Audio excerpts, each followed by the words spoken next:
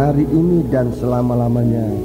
Engkaulah yang patut disembah, sebab Engkau yang memiliki kehidupan kami. Engkau yang mengasihi kami, bahkan sudah berkorban mati ganti kami, agar kami hidup kekal selama-lamanya. Kami ingin kehidupan yang Engkau karuniakan bagi kami semasa kami berada di bumi ini, kami gunakan untuk memuliakan nama-Mu, supaya saatnya kami bersama di Kau dalam kerajaan surga, kami pun dapat dikatakan, oh Tuhan, mendapat kesempatan untuk beroleh berkat daripada-Mu ya Bapa. Terima kasih buat apa yang sudah Engkau kerjakan dalam sidang jemaat ini, baik saat mereka beribadah kepada-Mu, baik saat mereka melayani, baik saat mereka mencari nafkah, dan bahkan berada dimanapun Engkau sudah menyatakan penyertaan-Mu. Engkau mengasihi kami, Engkau tidak berubah sekarang sampai selama-lamanya. Terima kasih Tuhan. Saatnya kami akan gunakan untuk duduk di bawah kaki Kau mendengarkan firman-Mu. Arahkan kami Tuhan kepada pribadi-Mu, Kristus yang adalah kepala, tapi kuasa-kuasa kegelapan, roh jahat yang mengganggu, menggoda kami saat pemberitaan firman-Mu, Tuhan, bersatu hati kami panggil nama Engkau buat usir segala setan itu. Di dalam nama Tuhan Yesus Kristus, segala roh jahat, setan, kami ikat, kami perintahkan kamu semua dalam nama Yesus, pergi. Darah Yesus yang berkuasa. Terima kasih Bapa. Biar urapan Roh-Mu yang suci tetap menguasai kami sekalian di dalam nama Tuhan Yesus Kristus. Haleluya. Amin. Silakan duduk.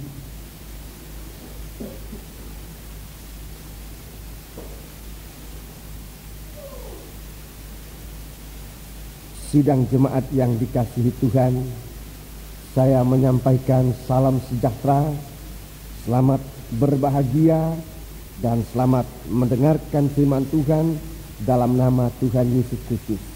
Buat saudara-saudara kita yang datang, baik dari jemaat-jemaat gereja-gereja tetangga kita dalam kota Surabaya, ataupun dari luar kota Surabaya, maupun bahkan dari luar negeri yang pada hari ini bersama-sama dengan kita.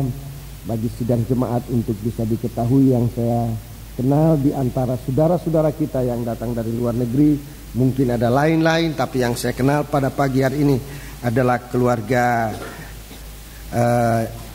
Gamacho dari Filipina, yang mereka datang di sini untuk berbakti bersama-sama kita sekalian, dan dalam kesempatan ini juga akan ikut menerima pengajaran mempelai yang disampaikan di dalam sekolah Alkitab. Selama 2 bulan mereka akan berada di sini agar sidang jemaat bisa mengetahui, dan mereka bersama-sama dengan kami di asrama. Mereka juga tinggal di asrama bersama siswa-siswi yang lain untuk menerima firman Tuhan ini, baik dalam di bangku sekolah setiap harinya maupun dalam kehidupan sehari-hari. Kami makan bersama, tinggal bersama dalam persekutuan hamba-hamba Tuhan di asrama di Jalan Johor. Kemudian juga keluarga Crawford dari Amsterdam, selamat datang. Kami berbahagia bersama Anda pada hari-hari bersama-sama. Entah berapa lama Tuhan izinkan tinggal di Surabaya, kami mengucapkan selamat datang bersama keluarga di mana saudara menginap. Selamat datang, Tuhan memberkati saudara-saudara sekalian. Semoga kebaktian ini tidak hanya sekedar kebaktian, tetapi roh persekutuan ini harus ditanamkan di dalam kita, agar roh persekutuan ini menjadi aktif di dalam kita untuk kita tumbuh dan sehat secara rohani kita, dan pertumbuhan ini akan mengarah kepada Dia, Kristus sebagai kepala. Puji Tuhan, Tuhan sedang mencarikan tempat bagi tubuhnya, untuk tubuh Kristus jangan terpengaruh dengan segala perkara ragi yang ada di bumi ini, tetapi supaya tubuh Kristus disiapkan untuk saatnya nanti menyambut Dia sebagai kepala. Tadi malam saya ajarkan dalam kebaktian kaum muda bagaimana Tuhan sudah menyiapkan tempat bagi kita sekalian sebelum kita nanti berada di dalam ruangan besar yang tersedia, yang lengkap dan tersedia di dalam kerajaan surga. Di bumi ini Dia ingin kita berada di tempat yang tidak bercampur ragi, suatu tempat yang disediakan oleh Tuhan bagi tubuhnya, agar waktu Ia datang, tubuhnya sudah benar-benar bukan hanya terbentuk, tetapi sudah siap menyambut Dia sebagai kepala. Sebab Dia akan datang kembali sebagai kepala atas tubuhnya, sebagai mempelai buat kekasihnya, itulah mempelai wanitanya, dan sebagai raja di atas segala raja untuk kerajaannya, sebagai imam besar dalam ibadah kita, tapi juga sebagai hakim yang maha adil bagi semua orang yang tidak percaya kepadanya. Mari pada kesempatan ini kita akan segera langsung dalam menerima firman Tuhan. Biarlah kita sediakan hati untuk menerima firman Tuhan dalam kitab Wahyu Fatsal yang keempat. Kitab Wahyu Fatsal yang keempat, saudara-saudaraku, setelah pada bagian pertama dari Fatsal 4 ini, yaitu mengenai 4 macam batu dasar, 4 macam batu indah, yang kemudian batu-batu indah ini oleh Rasul Petrus dalam firman Tuhan dia katakan, itulah batu penjuru yang harus menjadi dasar dari gereja Tuhan. Sekarang kita langsung pada gereja Tuhan yang dibangun ini. Gereja Tuhan atau sidang jemaat yang dibangun ini tidak harus pasif, tapi sidang jemaat yang penuh dengan kegiatan, dengan aktivitas.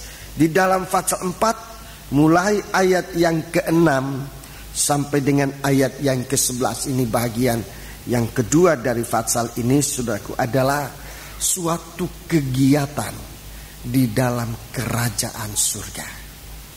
Tapi itu juga kegiatan dalam sidang jemaat. Kegiatan di dalam sidang jemaat jika tidak merupakan suatu sorotan ataupun suatu sinar yang dipantulkan dari sorga ke dalam sidang jemaat, maka kegiatan sidang jemaat akan banyak menyimpang dari geraknya suasana surga. Saya ingin saudara-saudaraku menjelaskan ini, bahwa gerakan yang terjadi di bumi, lebih tepat di dalam sidang jemaat, itu harus merupakan satu gerakan yang seirama dengan kegerakan yang terjadi di dalam surga. Jangan bergerak sendiri tanpa gerakan itu dikomando atau diatur oleh gerakan yang ada di dalam suasana surga. Mari kita baiknya membaca lebih dahulu ayat 6, sudah dibaca pada hari-hari yang lalu, tetapi janganlah membosankan untuk kita berulang kali membaca ayat ini.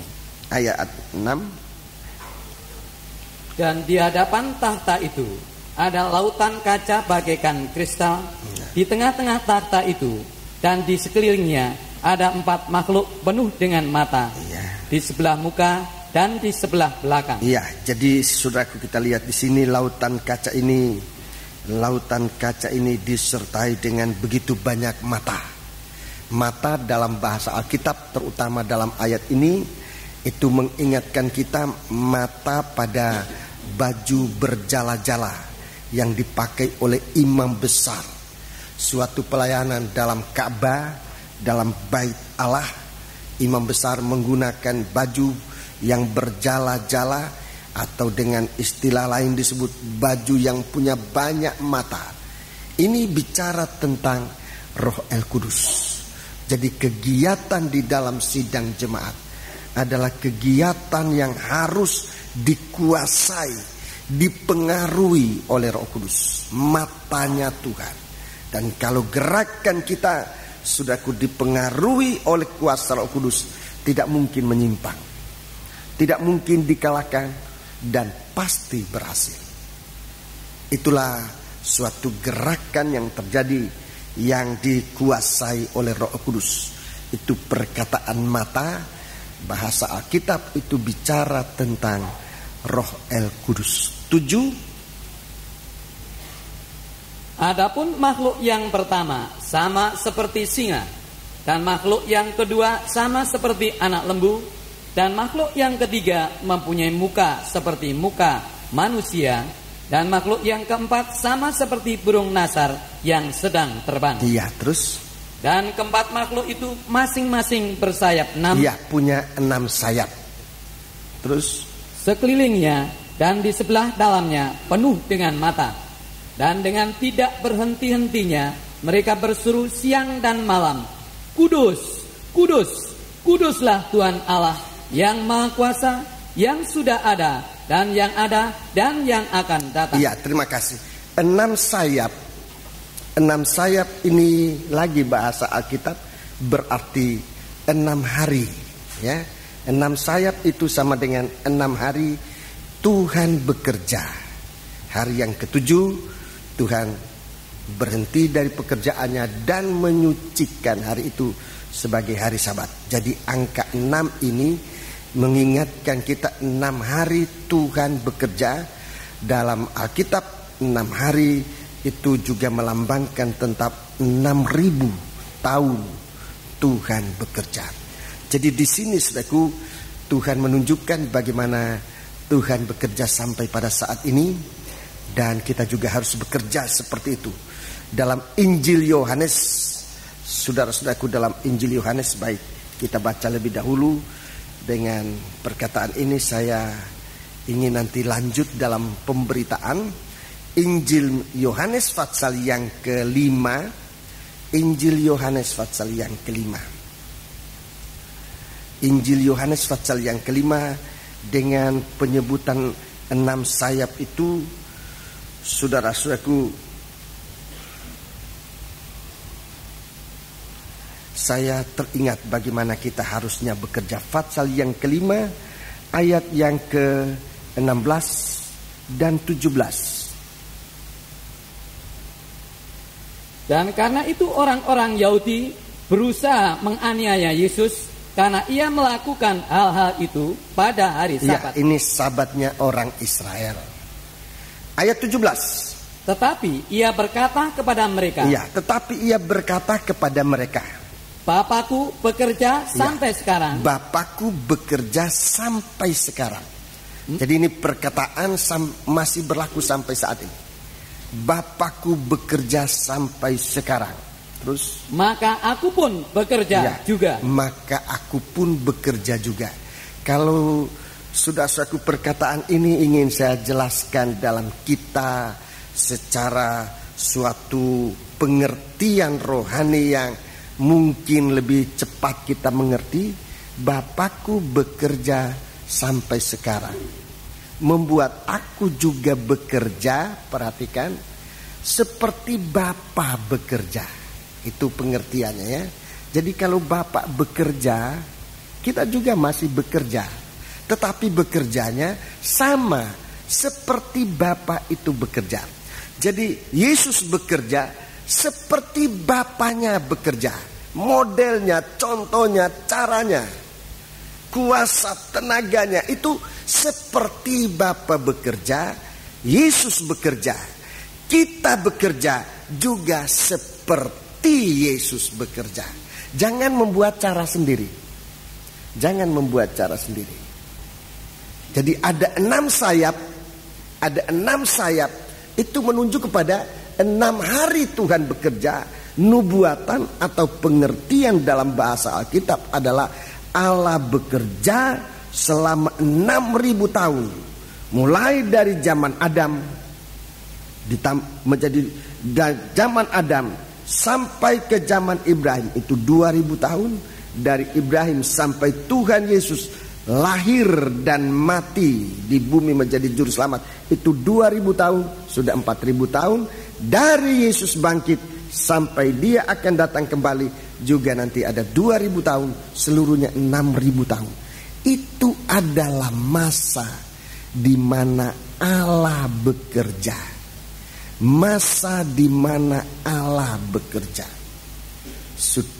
Saudara-saudaraku, di dalam kitab Yehezkiel, kerubiun ini ada 4 atau binatang makhluk hidup ini ada 4 sayap.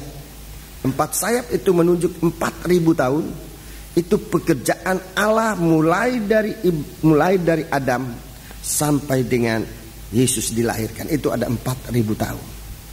Kemudian saudaraku, mempelai perempuan Kristus. Di sini belum digambarkan sayapnya, tetapi pada ayat selanjutnya, dalam ayat yang ke-14, wanita ini dikaruniakan 2 sayap burung nasar.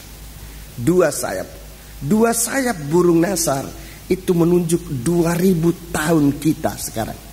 2000 tahun zaman gereja, di mana Tuhan bekerja melengkapi gerejanya untuk ditampilkan, dibawa kepada Dia. Haleluya. Jadi seluruhnya tetap 6. Jadi ayat-ayat Alkitab ini tidak bertentangan, tapi ayat-ayat Alkitab ini saling menjelaskan, menerangkan ayat yang lain untuk ayat yang lain, bukan bertentangan. Jadi supaya saudara melihat kok 3 ayat berbeda-beda.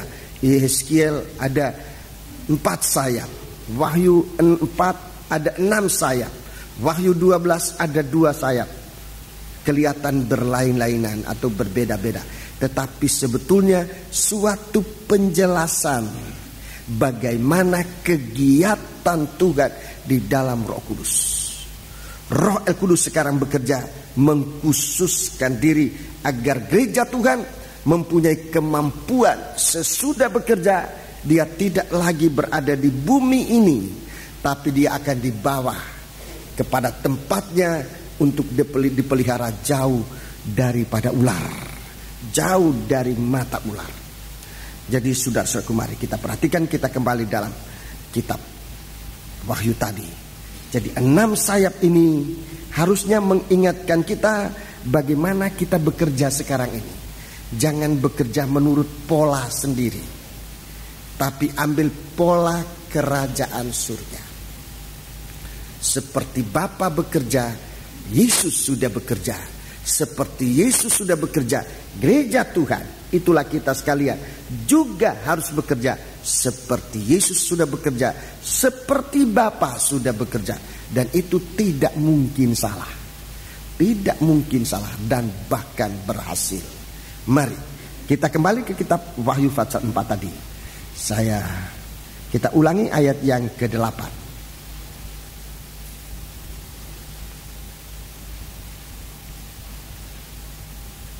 Dan keempat makhluk itu masing-masing bersayap 6 sekelilingnya, dan di sebelah dalamnya penuh dengan mata, dan dengan tidak berhenti-hentinya mereka berseru siang dan malam, Kudus, kudus, kuduslah Tuhan Allah yang Maha Kuasa, yang sudah ada dan yang ada dan yang akan datang. Ini kegiatan pertama. Ini kegiatan pertama di dalam sidang jemaat. Kegiatan pertama dalam sidang jemaat. Kita sudah selamat, ya. Di dalam Filipi 2, sekarang tugasnya mengerjakan keselamatan. Bukan mencari keselamatan. Mengerjakan keselamatan itu lain dengan mencari keselamatan. Keselamatan itu Tuhan karuniakan kepada kita. Tuhan berikan kepada kita. Filipi pasal 2 ayat 12, tolong saudara catat, nanti akan dibacakan oleh Pak Yakob. Filipi 2 ayat 12. Saudara lihat.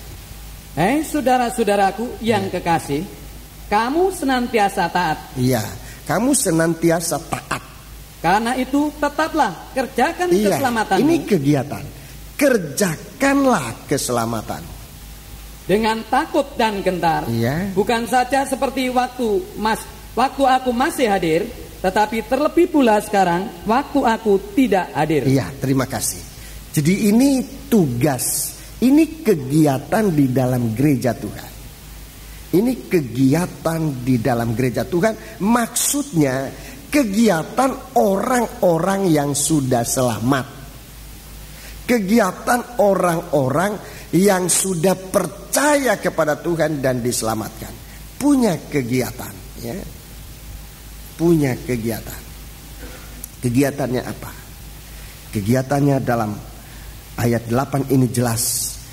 Kegiatan mengerjakan keselamatan, yaitu masuk pada penyucian. Itu yang dinamakan mengerjakan keselamatan.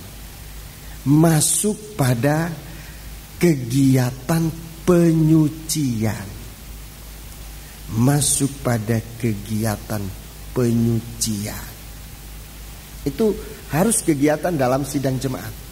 Dan itu kegiatan seirama dengan apa yang di surga yang diperlihatkan oleh Tuhan kepada Rasul Yohanes. Di surga ada suara, ada nyanyian, ada seruan, kudus, kudus, kuduslah Tuhan Allah yang Maha Kuasa, yang sudah ada dan yang akan datang, yang ada dan yang akan datang. Jadi perhatikan kesucian ini, yang dinamakan kesucian itu menyangkut kesucian hidup kita masa lalu bagaimana? Itu yang sudah ada.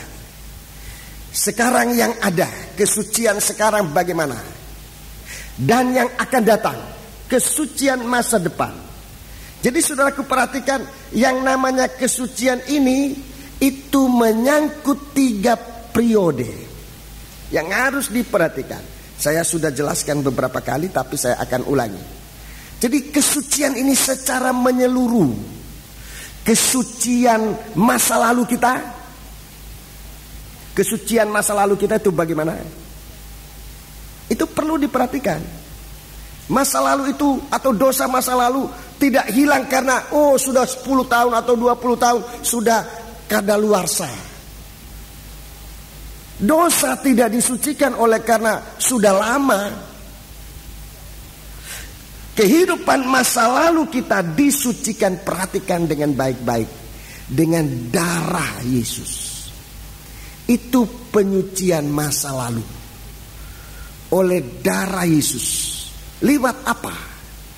Lewat pengakuan kita kepada Tuhan. Jadi masa lalu itu harus disucikan dengan mengaku kepada Tuhan. Itu nomor 1. Kalau saudara perlu mengaku kepada istri atau kepada suami atau kepada siapapun juga, akui. Dan saudara yang menerima pengakuan, saudara-saudaraku dengarkan baik-baik. Saudara yang menerima pengakuan, seorang istri menerima pengakuan suami tentang dosa masa lalunya. Seorang suami menerima pengakuan istri dosa masa lalunya. Saya sebagai seorang gembala sering banyak menerima pengakuan tentang dosa masa lalu dari sidang jemaat. Dengarkan, bukan untuk dihakimi. Bukan untuk dihakimi. Tetapi kita bagaikan melihat suatu hal yang dipertunjukkan. Dosa yang tadinya tersembunyi, disembunyikan, dirahasiakan, sekarang dalam pengakuan seperti ditunjukkan oleh orang itu kepada kita. Dia datang mengaku. Jangan malah dihakimi orang ini. Jangan malah kita sebarkan di mana-mana. Bukan itu tujuan dari pengakuan. Bukan untuk malah kita memvonis dia dengan hukuman yang sangat berat. Tetapi dalam 1 Yohanes pasal 5, coba ini dibaca.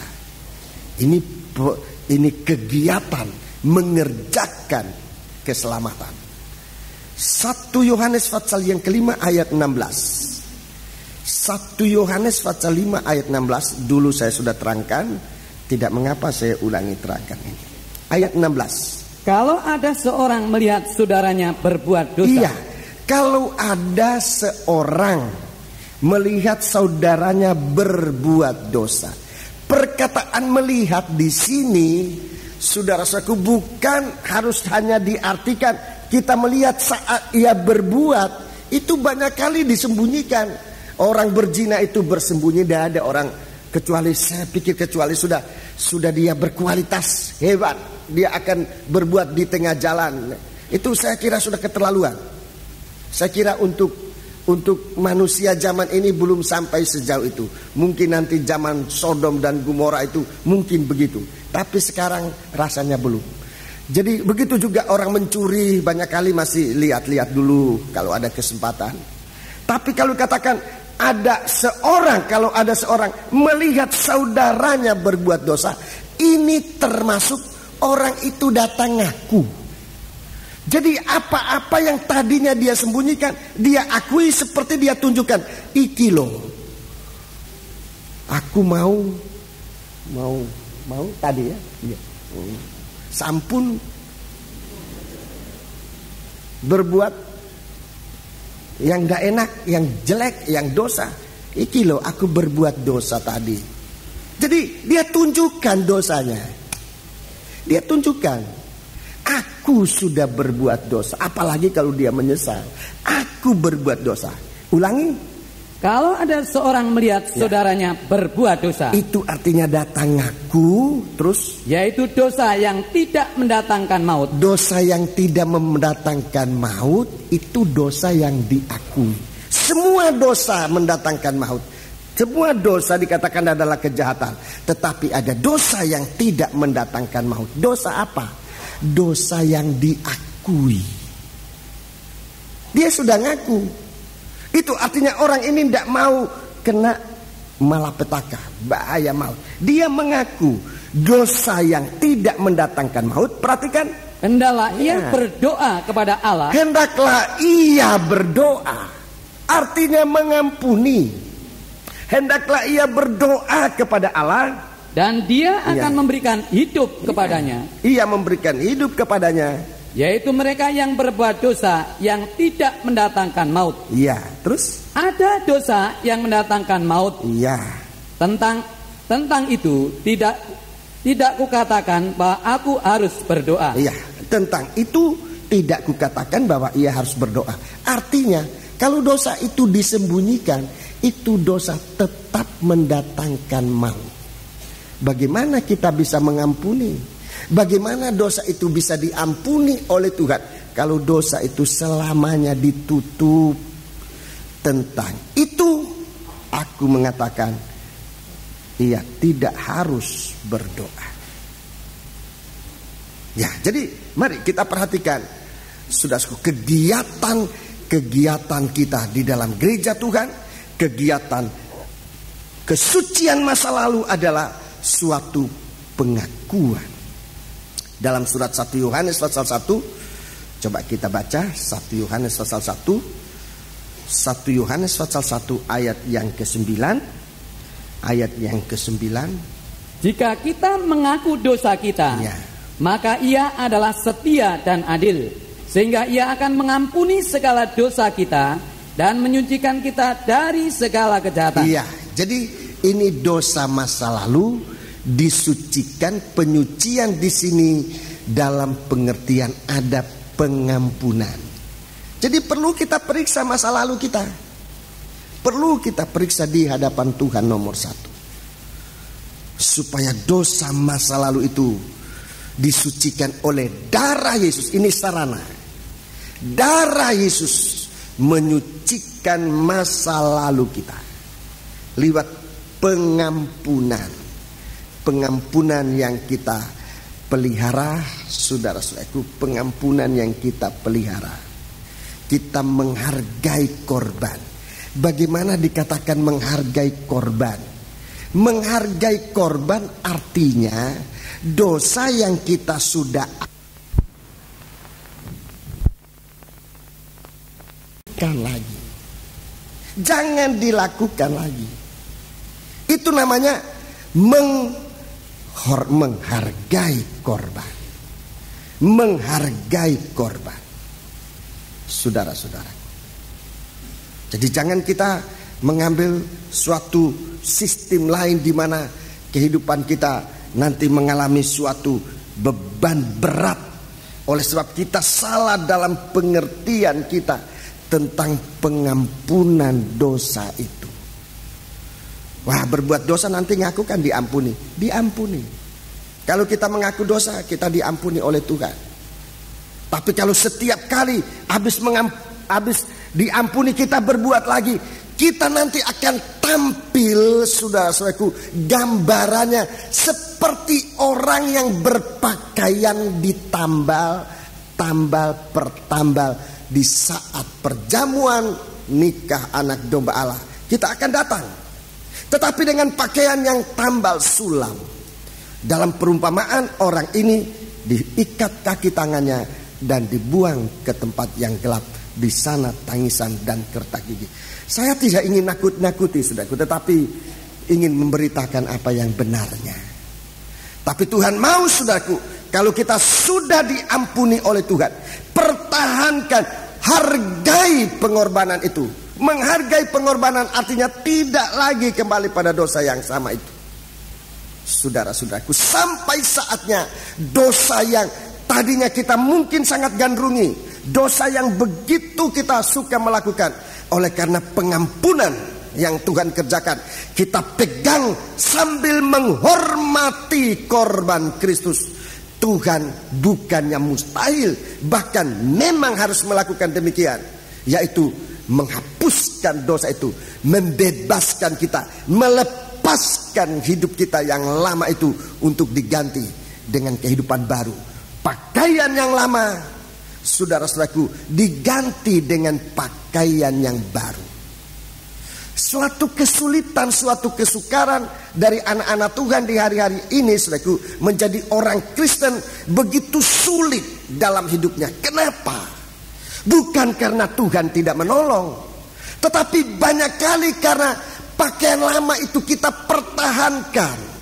Kemudian kita ingin memakai pakaian yang baru tanpa melepaskan pakaian yang lama itu.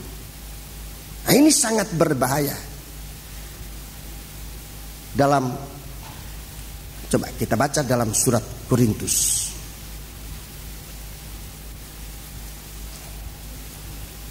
Dua Korintus pasal yang kelima.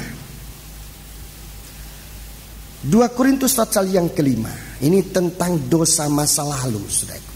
2 Korintus pasal yang kelima, ayat 4. Sebab selama masih diam di dalam kemah ini. Iya, selama masih kita hidup dalam tubuh ini, kita mengeluh oleh beratnya tekanan. Banyak kali keluhan itu terjadi oleh karena banyak beban, banyak tekanan. Karena kita mau mengenakan pakaian yang baru, mau hidup rohani, hidup suci, terus memakai pakaian yang baru itu tanpa menanggalkan yang lama, tanpa meninggalkan kelakuan yang lama, perbuatan-perbuatan yang lama, terus supaya yang fana itu ditelan oleh hidup. Ya, jadi perbuatan tubuh yang berbuat dosa itu tidak mau dilepaskan, tapi kita mau kehidupan rohani. Itu membuat derita. Suatu gambaran yang sangat cocok digambarkan oleh firman Allah yang ditulis oleh Rasul Paulus di sini. Dan pakaian lama, pakaian yang kotor yang mungkin sudah berbau busuk dan sudah robek. Kemudian kita pakai pakaian yang baru di atasnya. Saudara-saudaraku, kemunafikan banyak kali terjadi dan inilah yang membuat beratnya hidup. Lepaskan pakaian yang lama itu, supaya kita dipakaikan oleh Tuhan pakaian yang baru. Itu penyucian masa lalu. Kalau kita mengaku dosa kita, maka Allah itu setia dan adil yang menghapuskan segala kejahatan kita oleh darahnya. Itu dalam 1 Yohanes ayat 1, pasal 1, 1 Yohanes pasal 1 ayat 7 dan ayat 9. Saudara catat di rumah, baca di rumah. Jadi ini masa lalu. Kudus, kudus, kuduslah Dia yang dulu ada, dulu mengerjakan penyucian buat kehidupan masa lalu kita, tapi juga menyucikan kita masa sekarang. Mari kita lihat penyucian hidup masa sekarang. Kita disucikan masa sekarang. Masa lalu, saudaraku, darah Yesus. Waktu itu kita belum punya firman. Kita belum percaya Tuhan waktu kita itu. Belum kenal Tuhan. darah Yesus. Di saat sekarang kita mengenal Dia, darah Yesus berkuasa mengerjakan penyucian masa lalu kita. Tapi sekarang setelah kita percaya, setelah kita menjadi orang yang diselamatkan, mengerjakan keselamatan, kudus, kudus, kuduslah Dia. Dulu ada, sekarang ada.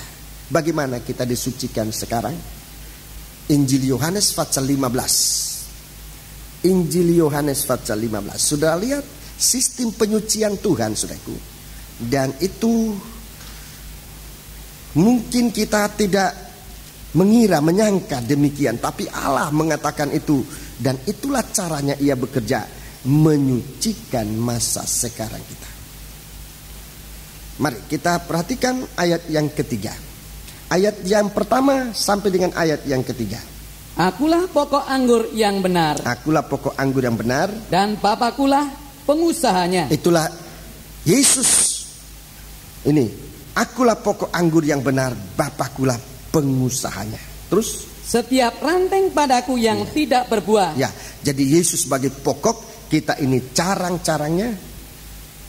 Setiap ranting padaku yang tidak berbuah dipotongnya. Dan setiap ranting yang berbuah dibersihkannya supaya ia lebih banyak berbuah. Jadi sudah lihat saudaraku, sistem penyucian ini wah, kita harus waspada benar-benar dengan kasih-Nya Tuhan.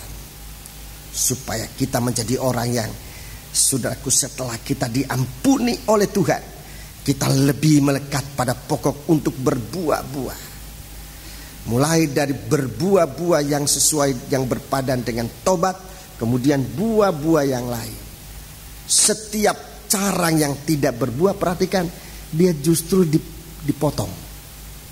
Mungkin kita katakan terlalu bengis pengusaha ladang ini. Bapakku adalah pengusahanya. Setiap carang yang tidak berbuah dipotongnya.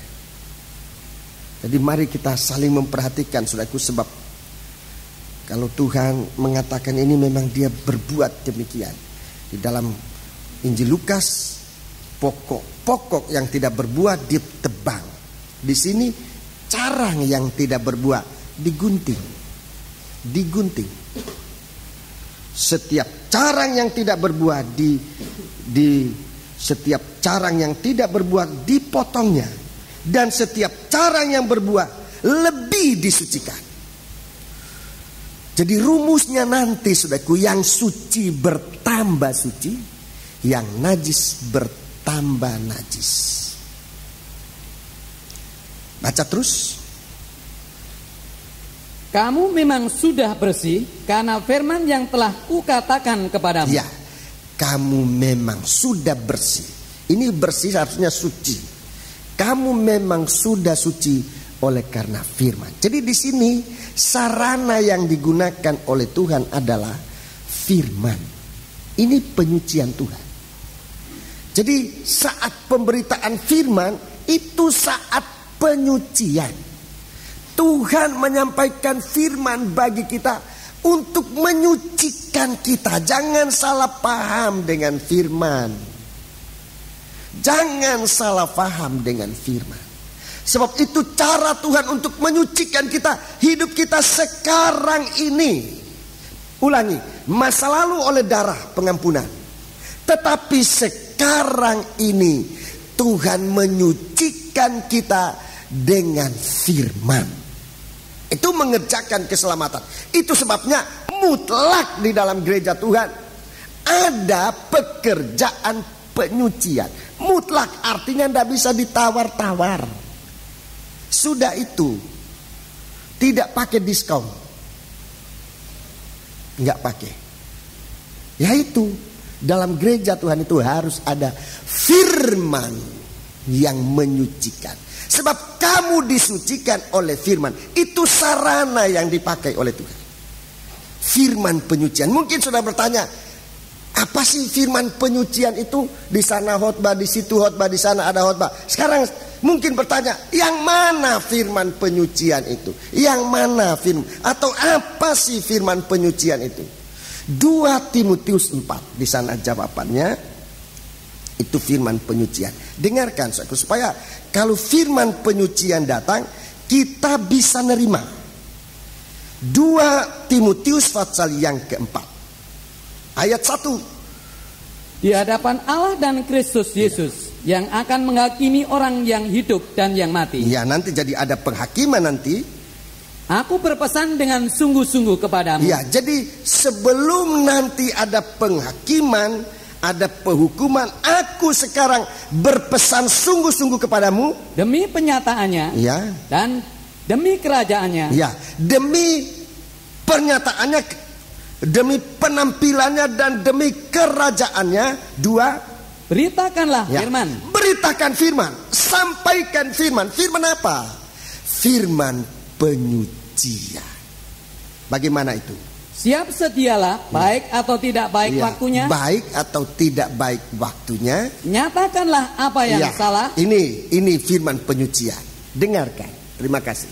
Ini ciri pertama dari firman penyucian.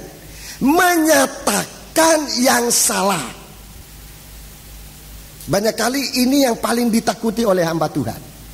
Ini yang paling ditakuti oleh hamba Tuhan. Kalau menyatakan berkat, wah ini kita enak aja menyatakan berkat, dan orang paling menyenangi kita. Sebab setiap kali dalam khotbahnya hanya memberitakan tentang berkat. Siapa yang tidak suka berkat? Tetapi firman penyucian untuk kita masa sekarang ini dimulai dengan ini. Nyatakan yang salah. Ini buat seorang pemberita Injil, pemberita firman, ini berat. Ini berat. Nyatakan yang salah. Seringkali salah paham. Kalau sudah menyampaikan yang salah ini, nyatakan yang salah ini, banyak kali saudara-saudaraku terjadi kesalahpahaman. Para siswa-siswi perhatikan, untuk khotbah, untuk menyampaikan firman penyucian, langkah pertama menyampaikan yang salah ini, kita punya kondisi harus siap. Yang salah itu banyak kali karena ada emosi. Kalau kita melihat orang lain berbuat, apalagi menceritakan kejelekan kita, saudara-saudaraku, kita katakan ya, demi penyucian saya sikat dari podium. Itu emosi, tidak mungkin menyucikan. Kalau saudara pingin uang, jangan bicara tentang uang. Itu tidak menyucikan.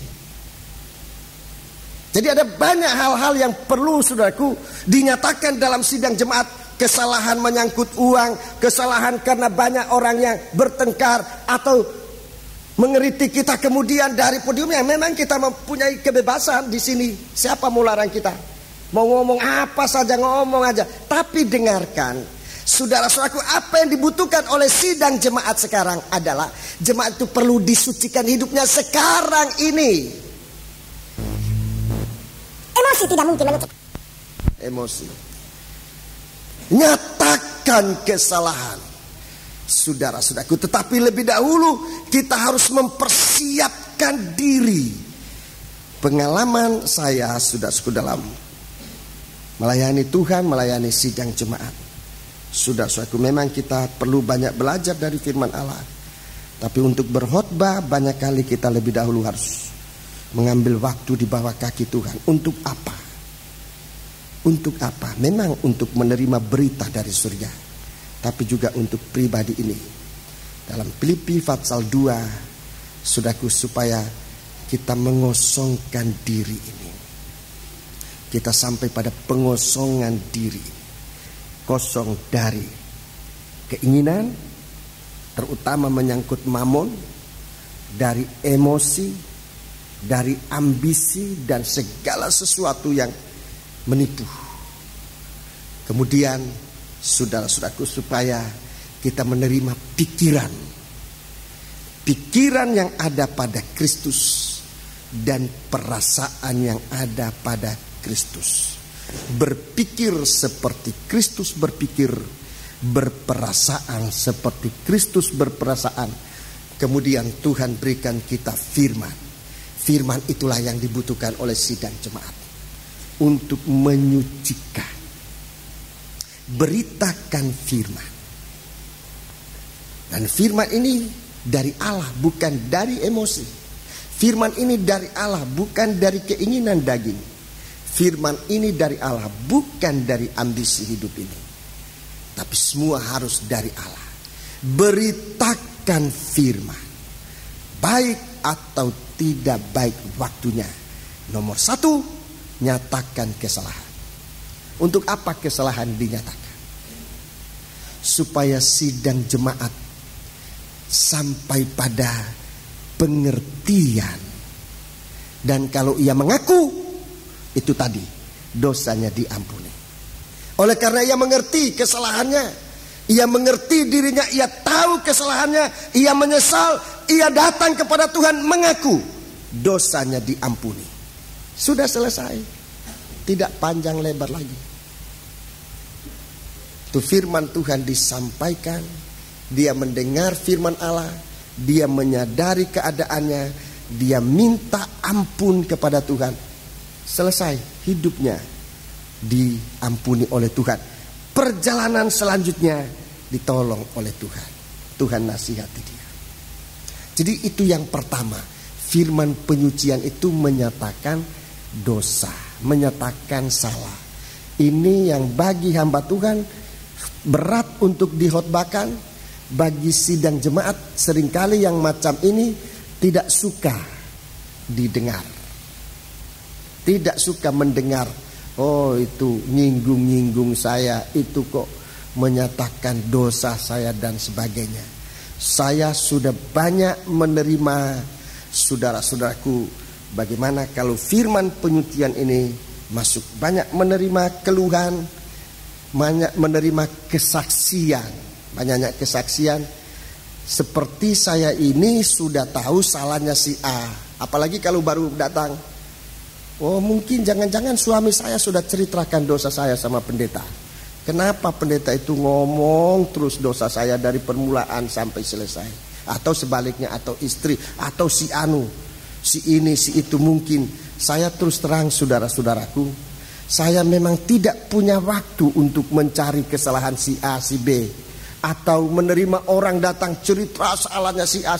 Saya nggak punya waktu, dan itu sangat merugikan. Dan kalau saya khotbah tergantung laporan orang, betapa menderitanya saya. Jadi kalau saudara dalam khotbah, dalam firman Allah, dosa saudara dinyatakan, itu Tuhan mengasihi saudara. Justru sebelum saudara mengaku kepada Tuhan, bahkan mungkin sesuatu yang saudara tidak tahu bahwa itu dosa, dinyatakan. Maksudnya supaya saudara mengaku kepada Tuhan. Tuhan mengasihi saudara. Kalau saudara mengaku, engkau disucikan, dan sudah selesai masalah. Tapi kalau tidak ngaku, tolong baca ayat 2. Beritakanlah firman, siap sedia, baik atau tidak baik waktunya. Nyatakanlah apa yang salah. Itu yang pertama. Tegurlah. Ya, ini yang kedua. Tegur. Tegur. Ini juga berat, saudara. Wah, berat, saudara. Untuk negor itu, waduh, beratnya bukan main. Sangat berat. Saudara yang duduk sebagai pimpinan di dalam rohani, pimpinan musik, pimpinan sangkot, coba ada anggota saudara yang salah. Saudaraku, untuk negor itu paling berat. Sekalipun mungkin orang itu sudah katakan om atau sis atau tante, kalau saya salah tegur saya, tapi coba tegur. Itu menegur itu beratnya bukan main. Ini pekerjaan penyucian, menegur. Kalau dia tetap tidak mau sadar, firman Allah datang lebih keras. Itu namanya teguran. Ditegur. Kalau teguran tidak mau, suka dengarkan baik-baik. Kalau teguran firman Allah kita masih tidak mau, akan datang yang lebih berat, namanya cambuk. cambuknya Allah. Tapi itu pun masih kasihnya Tuhan. Teguran itu masih kasihnya Allah. Jadi nomor satu, mendengar firman, menyatakan yang salah, tidak mau, teguran datang. Ya. Teguran tidak mau, datang yang ketiga, cambuk. Cambuknya, itu ayatnya di dalam Ibrani pasal 12. Ibrani pasal 12. Saudara catat ini dan tolong Pak Yakub bacakan untuk kita. Ibrani pasal yang ke-12. Ini cambuk. Cambuknya. Ibrani pasal 12 ayat yang ke-11. Memang tiap-tiap ganjaran pada waktu ia diberikan tidak mendatangkan sukacita. Cambuk itu waktu kita terima tidak mendatangkan sukacita. Tidak ada orang senang dicambuk terus. Tetapi duka cita. Sakit terus. Tetapi kemudian ia menghasilkan buah kebenaran yang memberikan damai kepada mereka yang dilatih olehnya. Iya, yang dilatih olehnya. Ayat 10. Sebab 10, mereka mendidik kita dalam waktu yang pendek sesuai dengan apa yang mereka anggap baik. Tetapi dia menghajar kita untuk kebaikan kita, supaya kita beroleh bagian dalam kekudusannya. Jadi ini cambuk. Sebetulnya firman sudah cukup, tidak perlu teguran. Tapi karena kita keraskan hati, teguran datang. Sebetulnya teguran itu pun sudah lebih dari cukup. Tetapi karena Tuhan sangat mengasihi kita, Tuhan datang sekarang dengan cambuk, supaya kita kembali menerima bagian kekudusannya. Nah, kalau cambuk tidak mempan, saudara mas, orang itu masih keras hatinya, Tuhan biarkan. Tuhan biarkan bukan berarti sudah selesai masalah. Tuhan biarkan bukan artinya sudah tidak ada masalah. Bahkan orang berbuat jahat itu seperti diberkati. Nah, ini banyak kali kita berbicara seperti itu. Dan itu sangat menyakitkan hati Tuhan. Apa? Katamu bahwa orang jahil, orang berbuat jahat itu malah kelihatan diberkati. Saudara-saudaraku, orang yang dibiarkan oleh Allah itu bukan berarti masalahnya sudah selesai. Ia hanya menunggu saat penghakiman. Nanti Tuhan akan datang bukan dengan pengampunan lagi. Tuhan sudah datang ke dalam dunia ini, disalibkan. Kedatangan yang kedua kali bukan untuk disalibkan lagi, tapi kedatangan yang kedua kali untuk memperhitungkan segala sesuatu yang kita tidak gunakan dalam korbannya. Dia akan datang menghakimi segala kedurhakaan manusia. Jadi saudaraku, ini sekarang kita disucikan oleh Tuhan. Jangan saudara pikir, oh sekarang tidak ada apa-apa, seperti tenang. Padahal bukan tenang. Saudara sudah dibiarkan oleh Tuhan. Mau berbuat dosa apa silakan.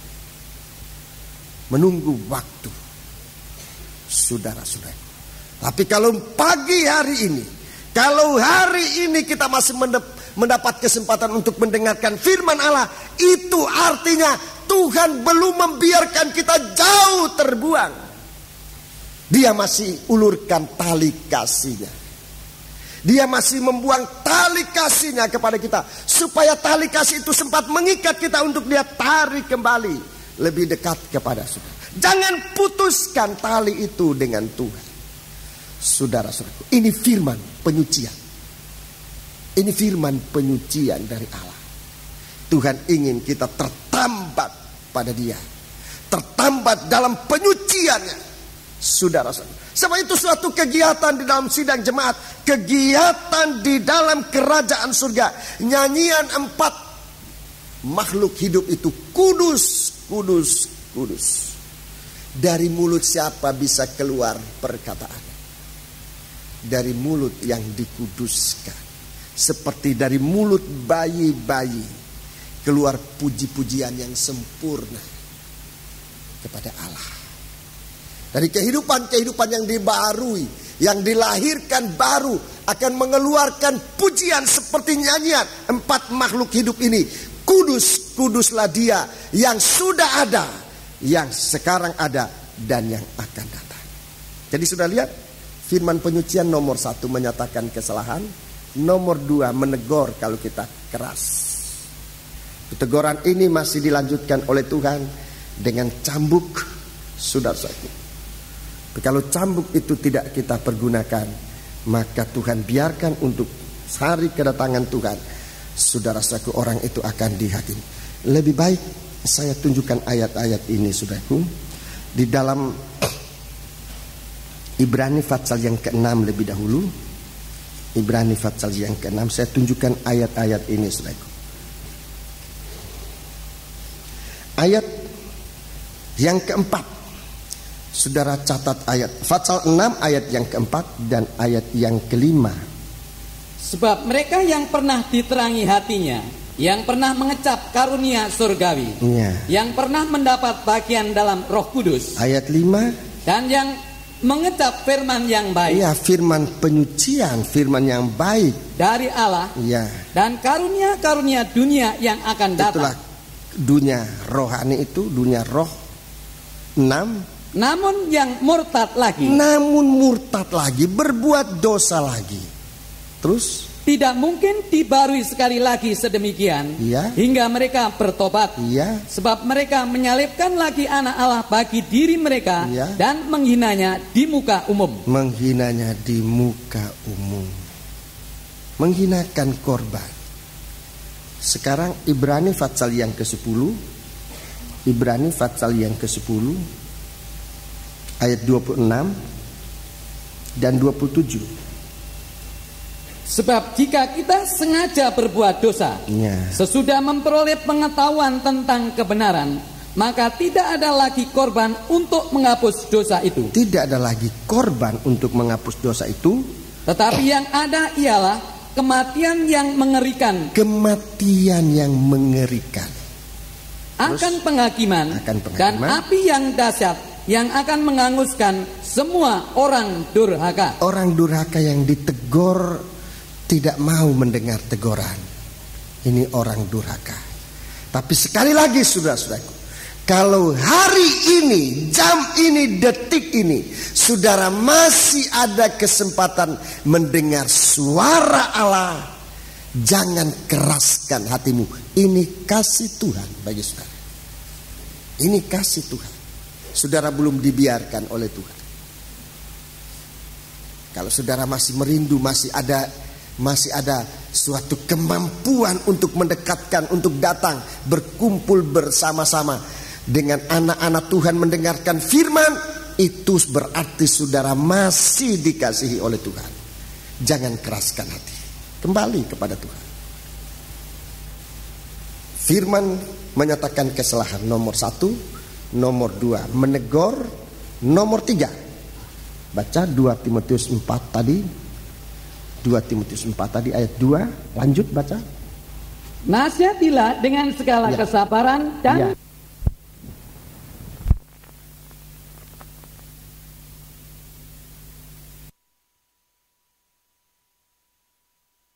nasihati dengan pengajaran. Itu sebabnya firman Allah perlu ada bentuk pengajaran untuk menyucikan. Penginjilan memanggil kita datang kepada Tuhan. Penginjilan itu bagaikan trompet yang memanggil kita berkumpul. Itu penginjilan. Itu sifatnya memanggil. Bukan berarti tidak perlu penginjilan. Saudara-saudaraku, dengar baik-baik sidang jemaat.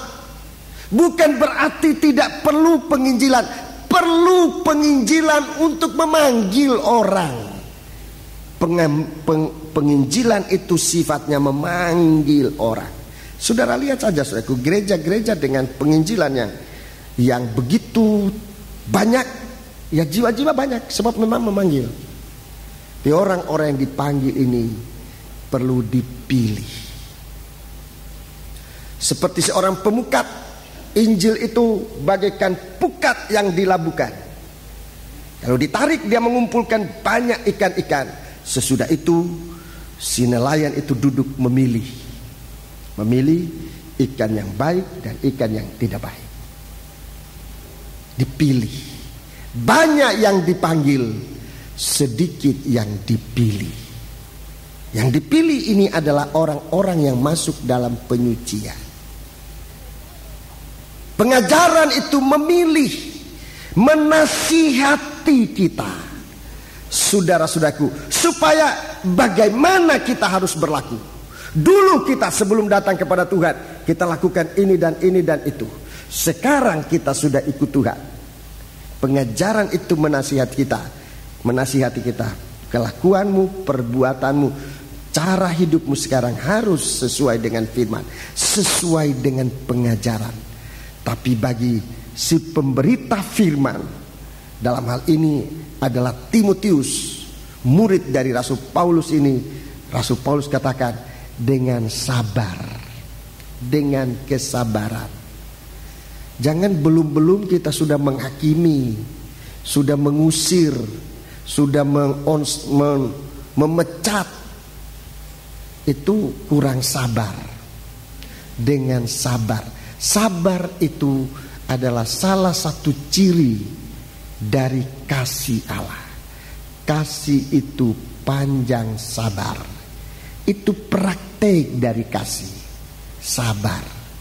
Apalagi saudara-saudaraku, ini perkataannya. Seringkali sabar ini harus disertai dengan lemah lembut. Dan ini ditampilkan oleh Kristus sebagai gembala agung. Kita belajar dari Dia. Saya selalu mengatakan inilah pelajaran yang paling berat bagiku, untuk lemah lembut dan panjang sabar. Itu pelajaran yang sangat berat untuk bisa lemah lembut, untuk bisa sabar. Tapi itu dibutuhkan oleh Tuhan untuk kehidupan yang melayani sidang jemaat, penyucian sekarang.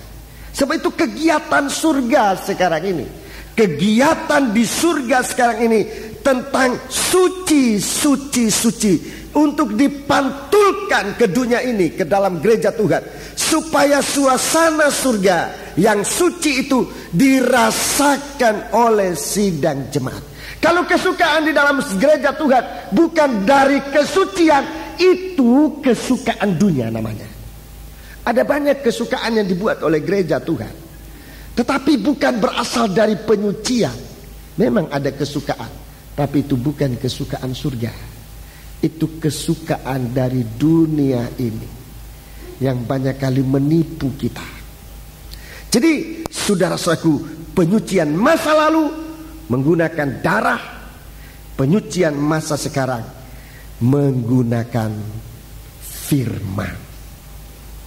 Firman Allah itu yang digunakan. Sebab itu saudara-saudaraku, dalam gereja Tuhan, terutama buat para imam-imam, saudara sangat dibutuhkan oleh Tuhan.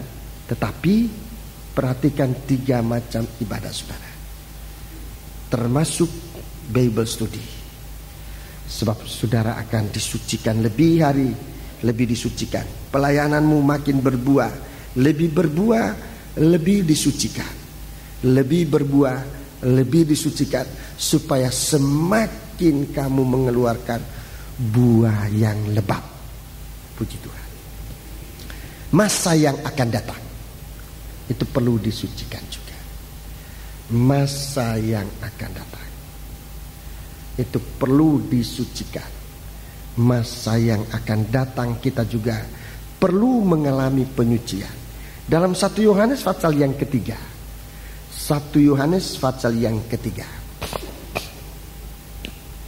1 Yohanes pasal yang ketiga, kita membaca surat 1 Yohanes pasal ketiga.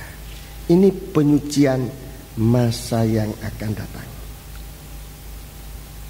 Penyucian masa yang akan datang. Kita baca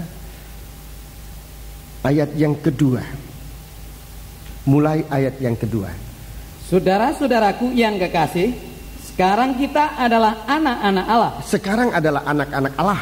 Tetapi belum nyata apa keadaan kita kelak. Iya. Akan tetapi kita tahu bahwa apabila Kristus menyatakan dirinya, kita akan menjadi sama seperti Dia, sebab kita akan melihat Dia dalam keadaannya yang sebenarnya. Jadi sekarang kita yang disucikan, kita adalah anak Allah. Tapi bagaimana nanti keadaan kita? Bagaimana nanti keadaan kita? Terus? Setiap orang yang menaruh pengharapan itu kepadanya, menaruh pengharapan itu kepadanya, menyucikan diri sama seperti dia yang adalah suci. Iya. Ini seorang yang mempunyai pengharapan. Dari penyucian ini, dari penyucian oleh firman, kita punya pengharapan. Penyucian masa lalu kita oleh darah, penyucian masa sekarang oleh firman, menimbulkan kita pengharapan di hari kedatangannya kita bisa bertemu dengan dia. Mempunyai pengharapan. Setiap orang yang menaruh pengharapan ini menyucikan dirinya. Dalam kitab Nabi Yesaya pasal yang ke-40. Kitab Nabi Yesaya pasal yang ke-40. Kitab Nabi Yesaya pasal yang ke-40. Ini orang yang menanti-nantikan Tuhan. Ayat yang ke-30 dan 31. Orang-orang muda menjadi lelah dan lesu, dan taruna-taruna jatuh tersandung. Ya, dalam ayat lain, saudaraku, dalam Amos dikatakan mereka itu tersandung, bukan cuma tersandung, tapi jatuh dan tidak punya kemampuan untuk bangun. Itu dalam kitab Amos. Tapi di sini dikatakan orang muda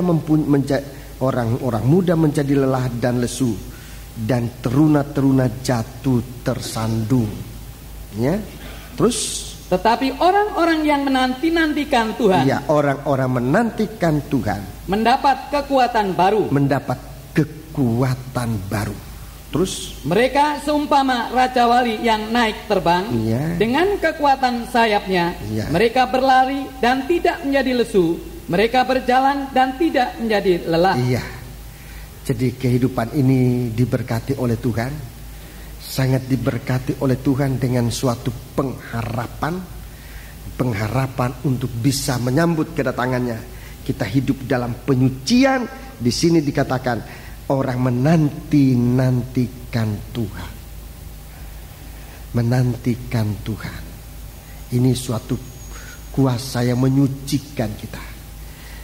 Kesediaan kita menantikan Tuhan. Menanti kedatangan Tuhan yang kedua kali. Itu mempunyai satu kuasa, saudara-saudaraku, yang akan tumbuh bagaikan sayap burung nasar. Itu yang dimiliki oleh gereja Tuhan sekarang. Kita menantikan Tuhan. Sudah lihat gambar itu? Gambar mempelai perempuan Kristus. Memang menanti-nantikan Tuhan itu perlu kekuatan baru. Banyak derita, tetapi dalam pengharapan itu kita terus disucikan oleh Tuhan. Banyak derita. Mempelai perempuan itu sudah saat-saat akan melahirkan, saudara perhatikan, dia masih merintih, masih menangis karena kesakitan. Suasana gereja Tuhan yang menantikan Tuhan banyak kali seperti itu, saudara. Jangan lupa ini. Tapi biarlah kehidupan kita dalam menantikan Tuhan, sekalipun mungkin saja ada percobaan ini dan itu, tetapi kita tetap menantikan Dia untuk mendapatkan kekuatan baru dari Allah, membaharui kehidupan kita sampai kehidupan ini, saudara-saudaraku, seperti bayi yang baru dilahirkan. Dalam 1 Yohanes pasal yang ketiga, kita lihat pembaharuan itu begitu hebat. Mari kita membaca 1 Yohanes pasal 3. 1 Yohanes pasal 3. 1 Yohanes pasal 3. Ayat yang ketiga. Ayat yang ketiga. Setiap orang, maafkan, ayat yang ketujuh. 1 Yohanes pasal 3 ayat yang ketujuh. Anak-anakku, janganlah membiarkan seorang pun menyesatkan kamu. Barang siapa yang berbuat kebenaran adalah benar, sama seperti Kristus adalah benar. Terus? Barang siapa tetap berbuat dosa, berasal dari iblis. Ya. Sebab iblis berbuat dosa dari mulanya. Untuk inilah anak Allah menyatakan dirinya, yaitu supaya ia membinasakan perbuatan-perbuatan iblis itu. 9. Setiap orang yang lahir dari Allah. Ya, setiap orang yang lahir dari Allah. Jadi kita disucikan, dibaharui seperti kita baru lahir. Terus? Tidak berbuat dosa lagi. Orang yang lahir dari Allah tidak berbuat dosa lagi. Sebab benih ilahi tetap ada di dalam dia. Iya. Dan ia tidak dapat berbuat dosa karena ia lahir dari Allah. Iya. Jadi ini sarana yang Tuhan berikan kepada kita, menantikan Tuhan lahir dari benih ilahi. Jadi penyucian itu, saudaraku, begitu lanjut. Tadinya dengan pengampunan oleh darah, kemudian oleh nasihat, teguran, dan pernyataan Allah. Yang kedua, kemudian di sini kita lihat Allah itu mau membaharui kekuatan kita, membaharui kehidupan kita, seperti bayi yang baru lahir, lahir dari benih ilahi. Ini benih ilahi, sarana yang tertinggi yang Tuhan pakai untuk menyucikan kita. Jadi saya ulangi, penyucian dalam gereja Tuhan, pertama oleh darah mengampuni kita. Kedua, oleh firman menyatakan salah, menegur dan menasihati. Yang ketiga, oleh benih ilahi untuk melahirkan kita baru menjadi sama dengan Dia, benar seperti Dia benar. Kalau kita bukan dari benih ilahi, tidak mungkin benar seperti Dia benar. Benih ilahi yang membenarkan kita adalah firman. Kalau kita lahir dari firman, kita akan benar seperti Ia benar adanya. Ya. Ini firman, ya. Kemudian kita lahir dari benih ilahi untuk menjadi sama seperti Dia di dalam kesucian. Suci seperti Dia adalah suci. Ini benih yang namanya Roh El Kudus, benih ilahi namanya Roh Kudus. Yesus dikandung dari Roh El Kudus, dilahirkan dan namanya Yesus, Juru Selamat, untuk menggenapi nubuat nabi-nabi bahwa Dia akan melahirkan anak gadis itu, akan melahirkan seorang anak laki-laki dan memberi nama Dia Immanuel, artinya Juru Selamat. Jadi dua nama ini sekaligus diberikan. Yesus Juru Selamat, Immanuel, Allah bersama kita. Tidak mungkin Allah tetap tinggal bersama kita kalau dosa masih ada. Sebab itu Dia lebih dahulu tampil sebagai Juru Selamat yang mengampuni dosa, supaya maunya Ia tinggal bersama dengan umatnya tanpa dosa. Tidak mungkin Immanuel, tidak mungkin Allah bersama kita kalau dosa tetap dipertahankan. Lebih dahulu dosa ini disingkirkan. Jadi anak Tuhan itu harus lahir dari Roh Kudus, meninggalkan dosa itu. Sudah dalam Yohanes pasal 3, kita hidup dalam satu kelahiran baru yang rohani. Saudara-saudara, bukan kelahiran daging, tapi kelahiran yang rohani. Apa yang lahir dari daging, daging juga. Apa yang lahir dari roh, roh juga. Itu suci. Kemudian yang ketiga, benih ilahi yang ketiga, itu kasih. Allah itu kasih adanya. Dan semua orang yang mengasihi lahir dari Allah, lahir dari kasih. Itu benih ilahi, ya, yang menyucikan masa depan kita, sehingga disebut bukan tidak bisa bukan tidak berbuat dosa lagi, tapi tidak bisa berbuat dosa lagi. Roh Kudus tidak mungkin berbuat dosa. Firman Allah tidak mungkin berbuat dosa. Kasih tidak mungkin berbuat dosa. Itu sebabnya kita harus lahir dari kasih, dari benih ilahi, supaya kita terpelihara. Masa depan kita ini disucikan oleh Tuhan. Inilah yang disebut kesucian. Itu kegiatan dalam gereja Tuhan seirama dengan nyanyian surga. Kudus, kudus, kuduslah Dia yang dahulu ada, yang sekarang ada, dan yang akan datang. Ini kegiatan surga. Itu kegiatan orang yang selamat. Orang yang sudah diselamatkan, ini kegiatannya mencari kesucian Allah. Saudara, supaya hidupnya itu bersama dengan Dia. Sebab tanpa kesucian tidak mungkin kita melihat Allah, apalagi tinggal bersama dengan Dia. Sebab itu ini sangat dibutuhkan. Kegiatan yang kedua dalam Wahyu pasal 4 itu adalah menyembah Allah. Itu yang kedua. Begitu kesucian ada, penyembahan itu meningkat. Perhatikan. Begitu kesucian ada, penyembahan itu jalan. Penyembahan itu lain dengan berdoa. Berdoa itu meminta. Berdoa itu meminta-minta. Tapi menyembah itu justru memberi. Kehidupan ini dipersembahkan kepada Allah. Untuk ini saya tidak jelaskan hari ini. Jika Tuhan izinkan dalam kesempatan berikut. Saudara lihat saja nanti dalam gereja Tuhan, di mana firman penyucian itu makin meningkat. Saudara-saudaraku, penyembahan itu pun meningkat. Penyembahan akan meningkat.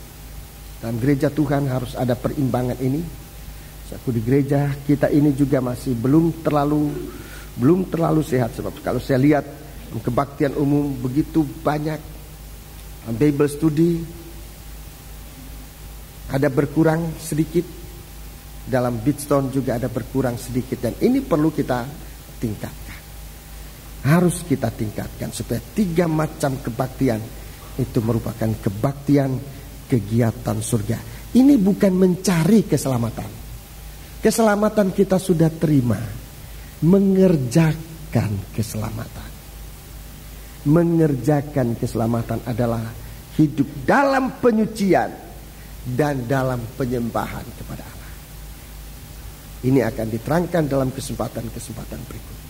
Itu suasana surga, saudara. Sehingga kegiatan kita ini adalah kegiatan benar-benar bersuasanakan suasana surga. Mari kita bangkit. Kita melakukan nyanyian Suci, suci, suci. Allah Bapa. Kita bangkit berdiri. Bisa ada nomornya itu.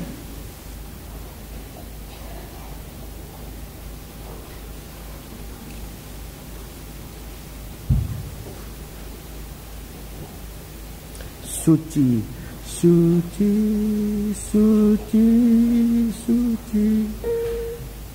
Mari. Ini nyanyian yang lama, tapi saya kira banyak kita yang bisa. Kita lakukan nyanyian ini dalam doa dan permohonan untuk meningkatkan penyembahan kita kepada Tuhan. Lebih dahulu penyucian ini kita mohon kepada Tuhan.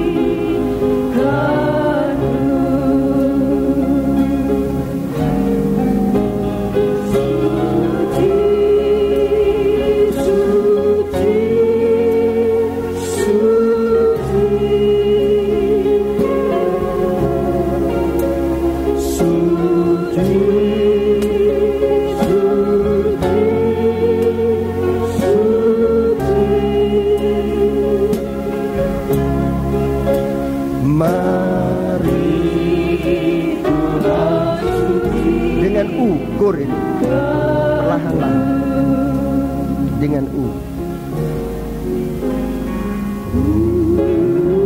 Bersama malaikat di surga, bersama tempat saat hidup di surga, bersama para tua-tua, 24 tua-tua di surga.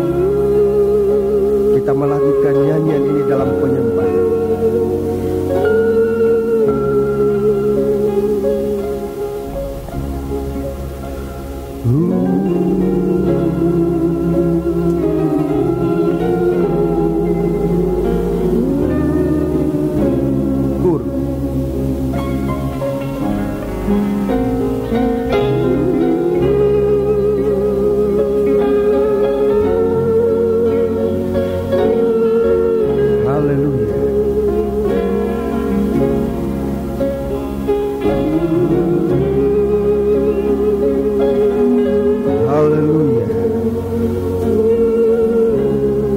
Merindukan kesucian ini,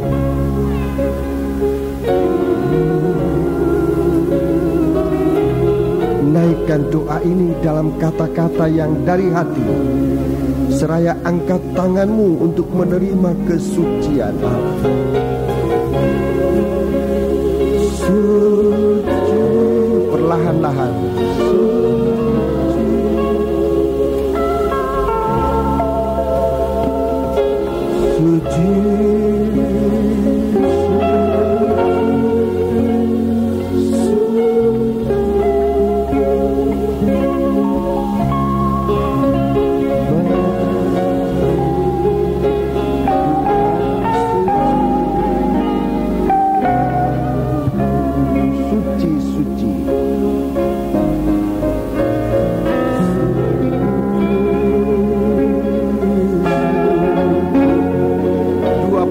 Tua-tua begitu mendengar nyanyian kudus, kudus,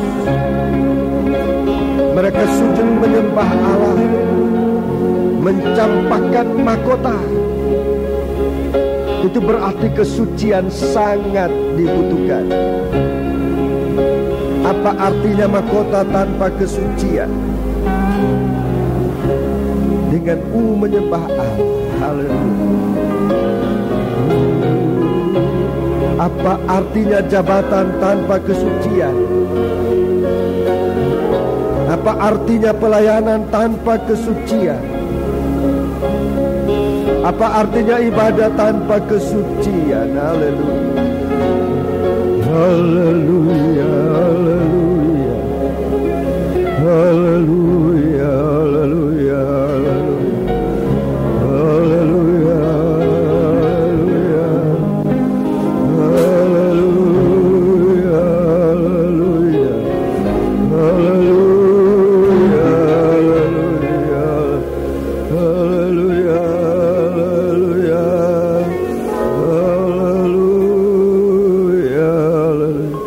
Bapa, ke dalam tangan-Mu kami menyerahkan diri untuk terlibat dalam kegiatan surga. Haleluya, haleluya.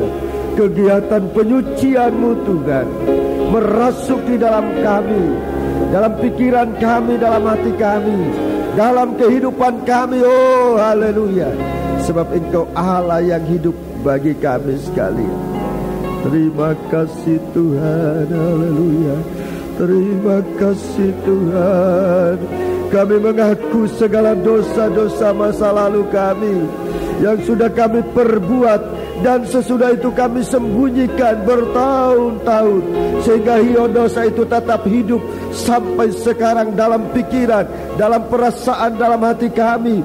Tapi pagi hari ini Tuhan, kami datang kepadamu. Kami mengaku biar dosa ini tidak membawa kepada maut, membawa kami kepada maut, tetapi biarlah darah-Mu Tuhan menutupi, menyucikan kami dengan darah-Mu, untuk kami dibasuh oleh Engkau Tuhan, menjadi putih bersih seperti Engkau sudah kerjakan pada orang-orang suci-Mu pada masa lalu.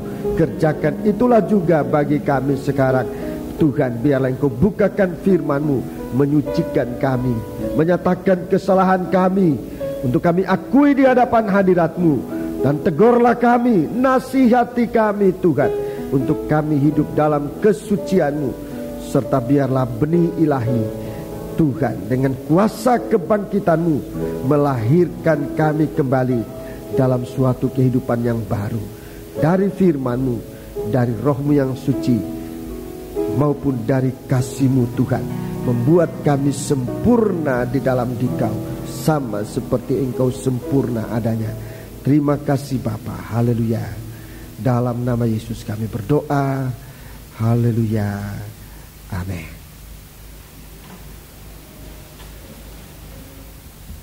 Saya mohon saudara sabar sebentar. Kita akan menyanyi sebuah nyanyian dan nomor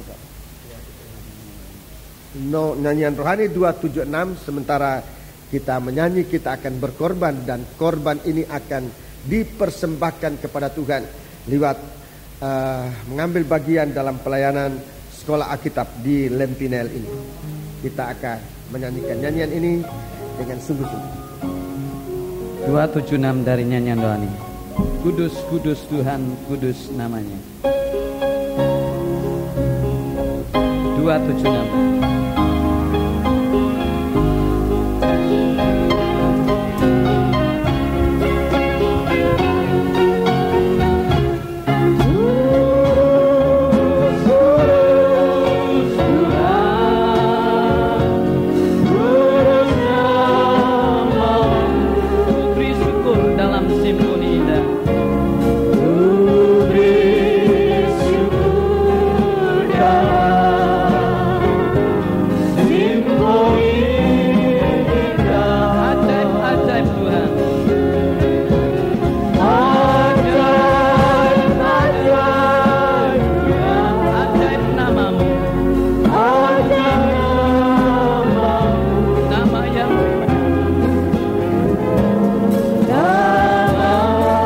Yeah.